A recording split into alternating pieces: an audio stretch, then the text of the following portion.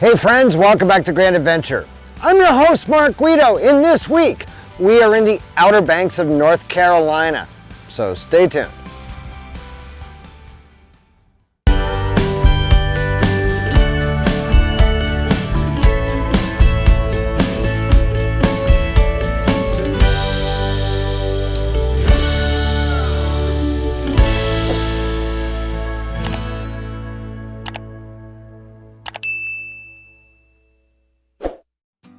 There are 4 National Park Service campgrounds within Cape Hatteras National Seashore, the nation's first national seashore.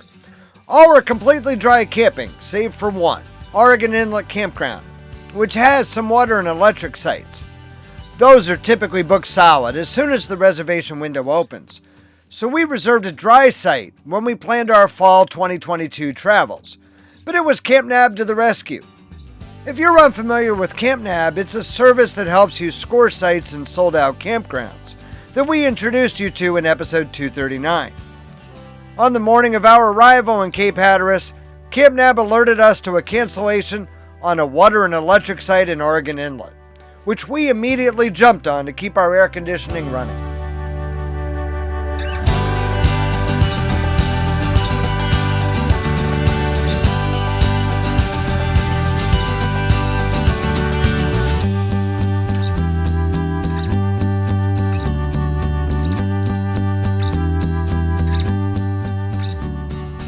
Oregon Inlet has 107 year-round sites, 60 of which are dry camping for $28 per night.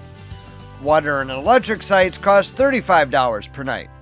It's just a short walk across the dunes to a beautiful Atlantic Ocean beach.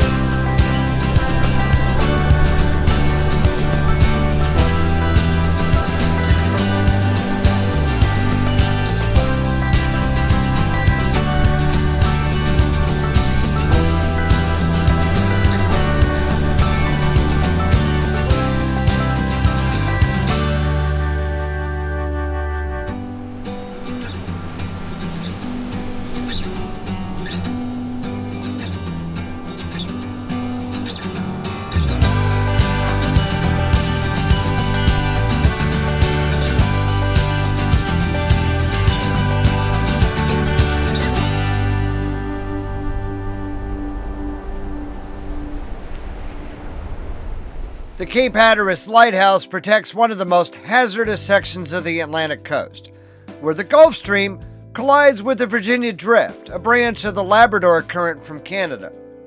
This collision forces southbound ships into a dangerous 12-mile-long sandbar called Diamond Shoals, where hundreds and possibly thousands of shipwrecks have given Cape Hatteras the reputation as the graveyard of the Atlantic. The first lighthouse here was lit in October of 1803, while the current beacon began protecting sailors in December 1870. Measuring nearly 200 feet from the bottom of the foundation to the top of the tower's pinnacle, it is the tallest brick lighthouse in the United States. Its light is now automated and continues to protect mariners today.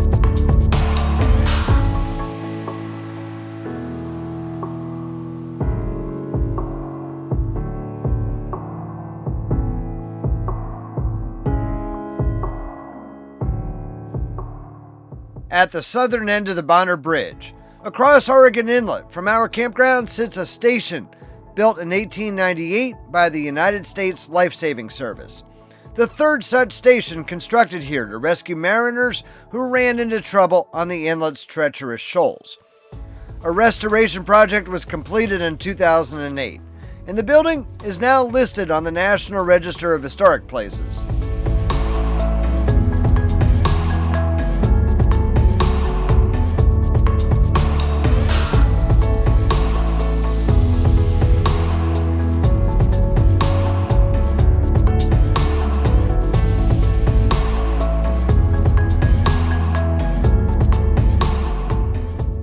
Much to my delight, my sister has flown down from Boston to join us this week in Cape Hatteras as our house guest.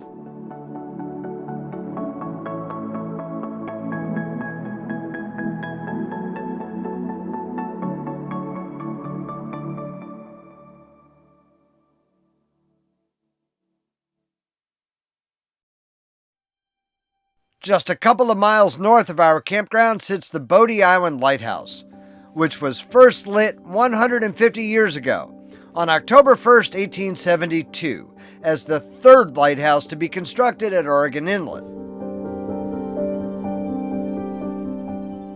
The lightkeeper's quarters was a duplex built just a short stroll from the lighthouse. At the time, Bodie Island was completely undeveloped, and the closest school was in Manteo on neighboring Roanoke Island, accessible only by boat. This meant that the keeper's wife and children lived away from the lighthouse except during the summer months, which made for a lonely and trying family life most of the year. The light was electrified in 1932, phasing out the need for on-site keepers.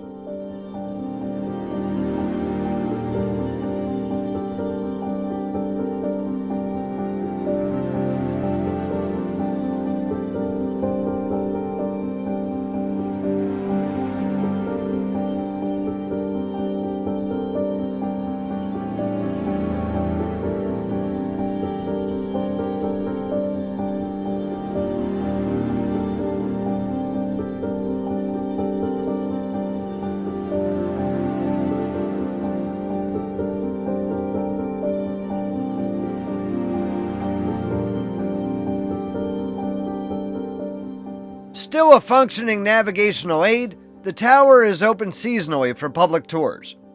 Tickets to climb the lighthouse are sold morning of for $10 on recreation.gov. There are just over 200 steps to climb from the ground to the top, equal to climbing a 10-story building.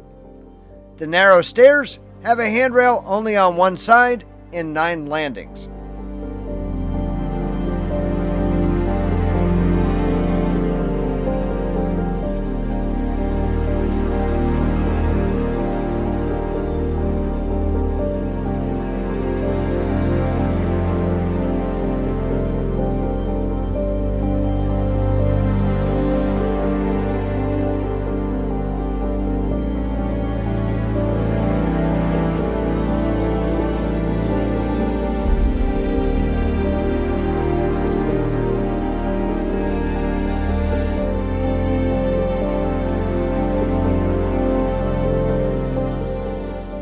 The tower's light was magnified by a powerful first-order Fresnel lens, manufactured in France.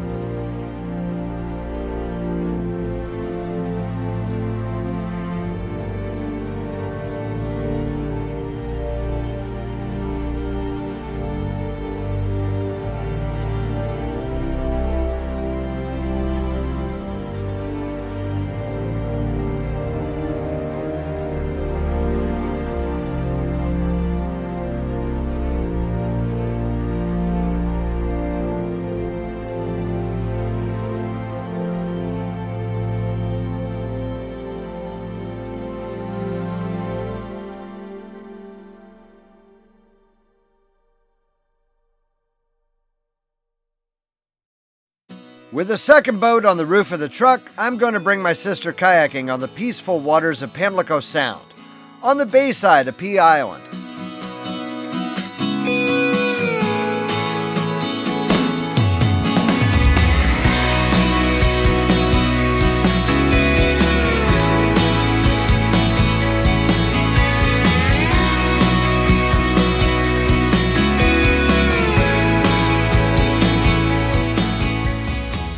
Lauren has only been kayaking once before, and while we're not covering much ground, it's nevertheless a joyous late afternoon out in nature.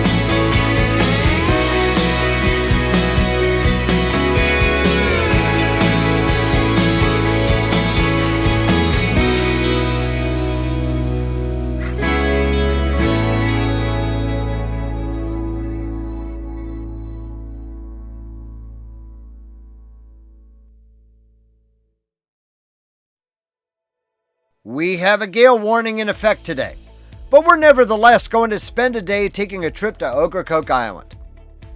To prepare for the gale, the Oregon Department of Transportation is busy shoring up the sand dunes lining State Route 12 on Pea Island.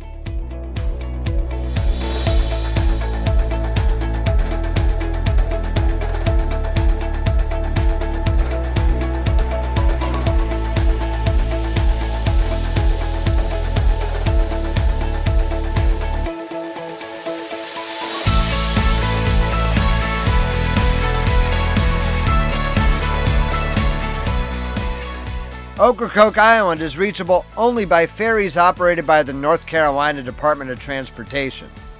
Both passenger and car ferries run from Hatteras Village frequently throughout the day and are free of charge. You can also board a ferry from Swan Quarter on the mainland or Cedar Island from the south, both of which charge a fee.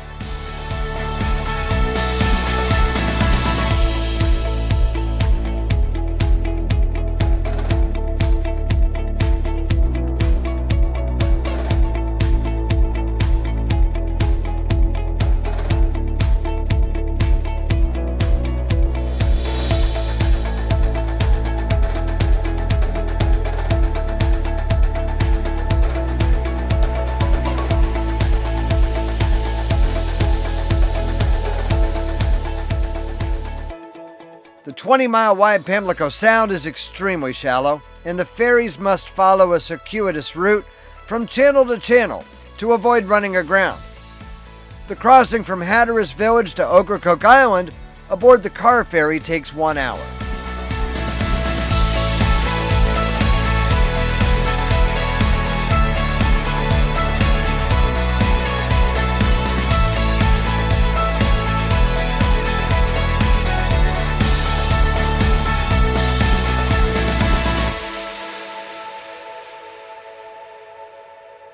Ocracoke is a 16-mile-long barrier island located 18 miles off mainland North Carolina, nearly entirely comprised of National Park Service land. Fewer than 800 people reside on the island, surviving in an economy built on tourism and commercial fishing, centered around the tiny harbor of Ocracoke known as Silver Lake. During the winter, the population shrinks and only a few businesses remain open. Ocracoke was once a popular pirate hangout, and it was here that the notorious pirate Blackbeard died in 1718, although the island was not permanently settled until 1750.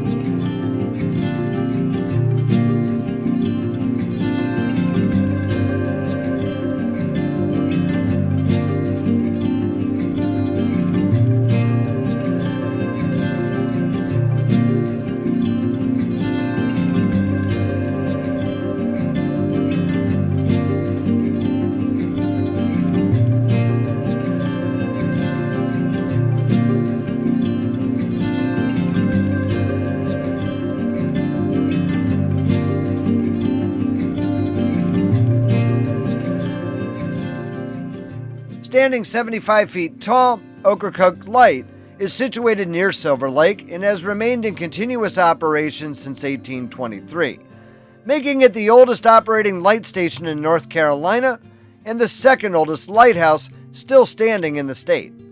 It was automated in 1955.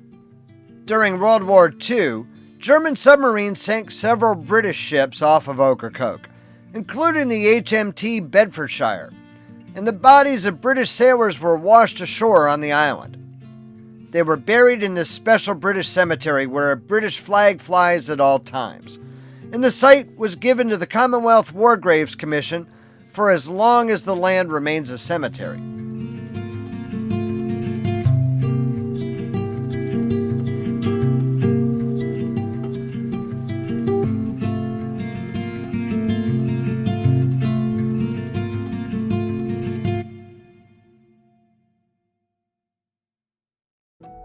One of the 4 National Park Service campgrounds within Cape Hatteras National Seashore is located on Ocracoke Island.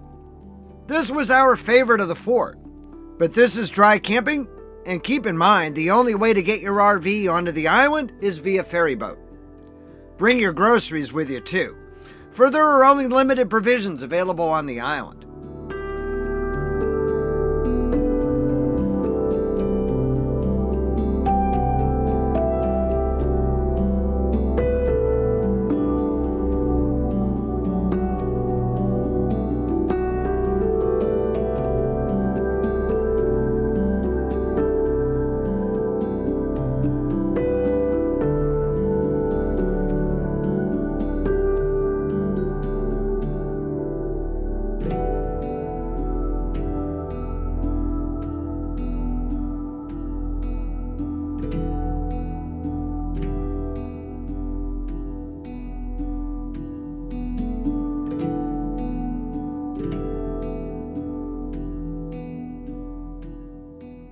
Returning to the ferry dock at the east end of Ocracoke Island, the winds and seas are both increasing, and the incoming waves are beginning to breach the dunes.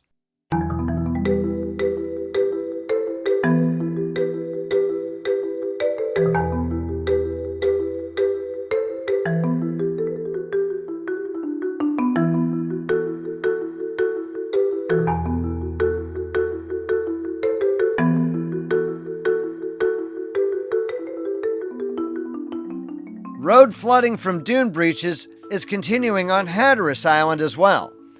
Combined with a torrential thunderstorm, the drive back to camp tonight is sporting, to say the least.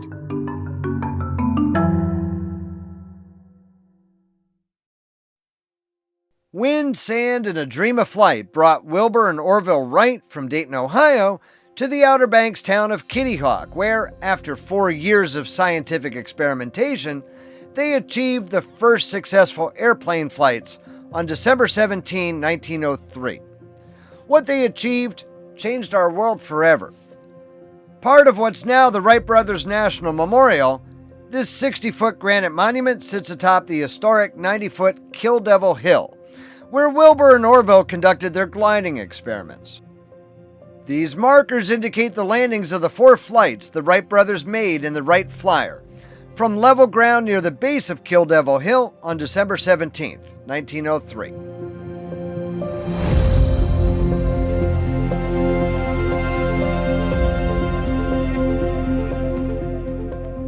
The National Memorial's Visitor Center is home to a museum featuring models and actual tools and machines used by the Wright brothers during their flight experiments.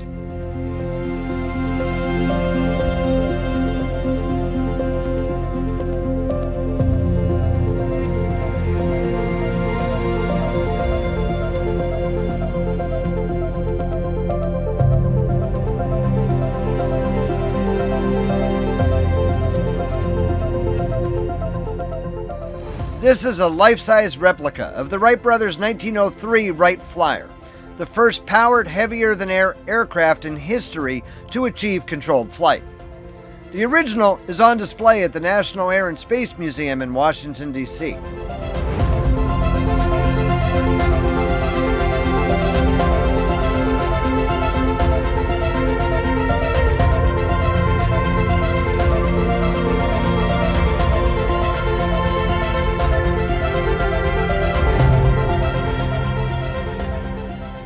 One thing I've missed as a Utahn for the past couple of decades is a selection of prime North Atlantic seafood.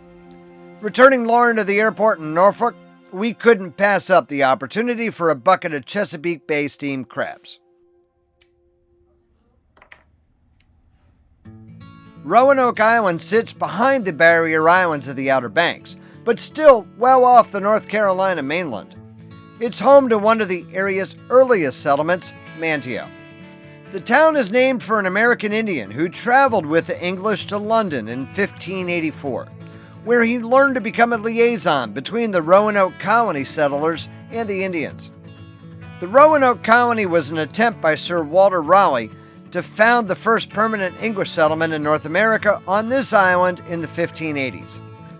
After the first settlers disappeared without a trace or explanation, the legend of the lost colony was born.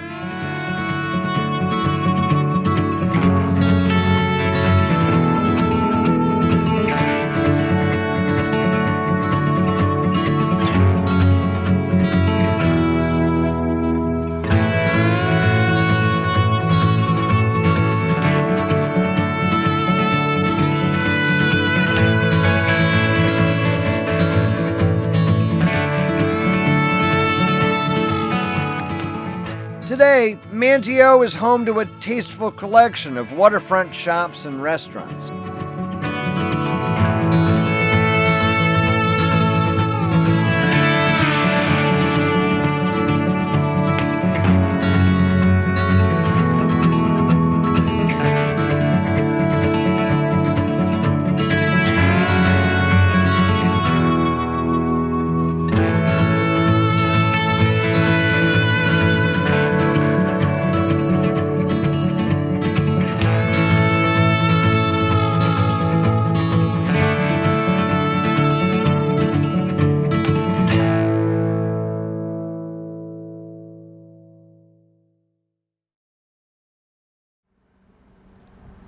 So we truly hope that you've enjoyed visiting the Outer Banks of North Carolina with us.